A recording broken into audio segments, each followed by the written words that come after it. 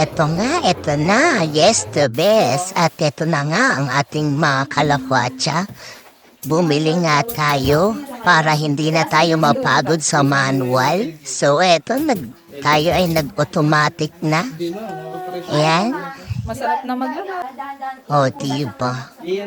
O, yan. I-testing na natin.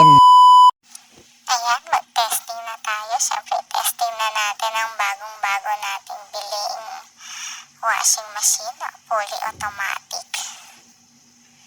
O, ayan, ngayon ang ate mo. Sound inoperate na, binuksan na. Ayan, paano maglaba ang syunga? Nalimutan na. Ano ang susunod na pipindutin? Ito ba talaga pag first time? O diba mga kalakwatsa? O at pinaikot na nga natin na hindi malaman kung lalagyan ba ng tubig o spin lang. Na dryer agad.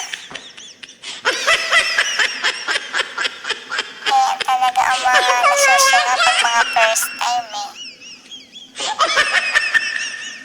So ayan, pinaikot ang damit. Tapos naghihintay ng tubig, walang tubig na lumabas.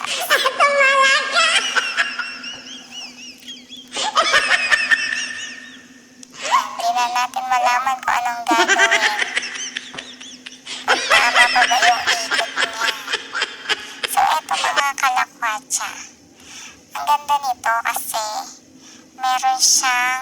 meron siyang balancer. So, bago siya mag-start, magbabalance muna siya. Siyempre, titimbangin niya. So, nakadepend dito kung gaano kadaming tubig yung ilalagay niya. Ayan, eto na yung totoo. So, naglagay na tayo ng sabon at saka ng fabric conditioner. At ayan na nga, nag-start na tayo. Tapos, naglagay na rin siya ng tubig after niya magkilo. Ayan, at bumula na nga ang sabon.